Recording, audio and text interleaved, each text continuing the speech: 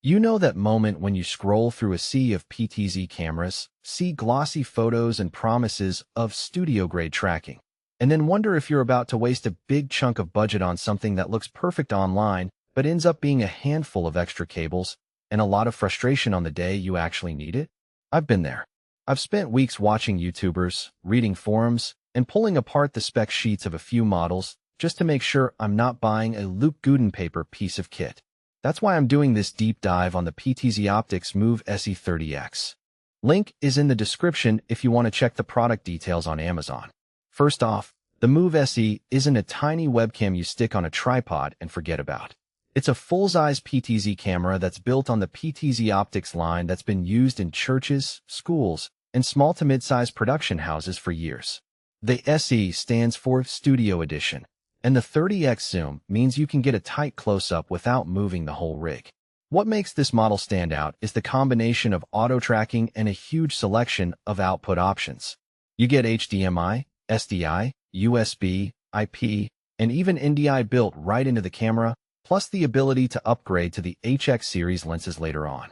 If you're the type of creator who streams live panel discussions, runs a weekly virtual classroom, or produces a multi-camera YouTube series, the Move SE can simplify a lot of moving parts.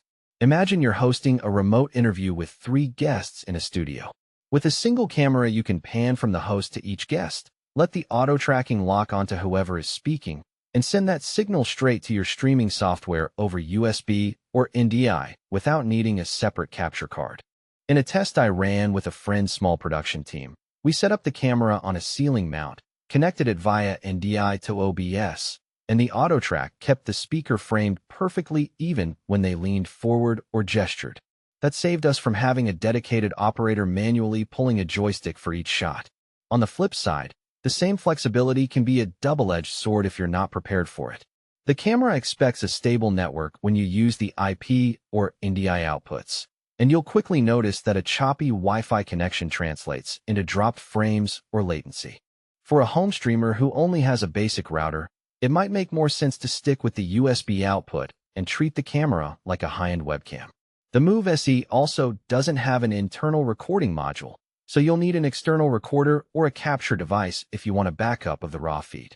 That adds another piece of hardware to your desk and a bit more cost. One of the biggest questions people ask is whether the auto-tracking actually works in real-world lighting. The camera uses a CMOS sensor that's advertised as great even in low light. And in my hands that claim held up. I turned on the lights to a dim 300 lux, the kind you'd find in a small conference room, and the camera still managed to lock onto a speaker's face without hunting. In brighter settings like a studio with 3-point lighting, the tracking was buttery smooth. The only hiccup was when a presenter moved behind a solid backdrop.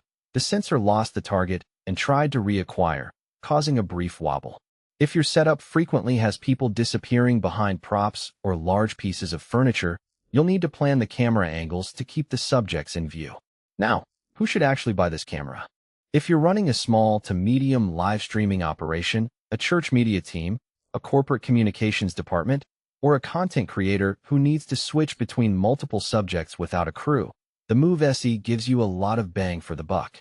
The ability to upgrade the lens later means you can start with the 30x kit and, as your budget grows, swap in a wider HX lens without replacing the whole camera. That future-proofing is rare in this price bracket. Also, because the camera offers both HDMI and SDI, you can feed a professional broadcast switcher and a consumer-grade streaming PC at the same time. That makes it a solid bridge between pro and prosumer worlds. If you're a solo vlogger who just needs a decent webcam, you'll probably be overpaying for features you'll never use.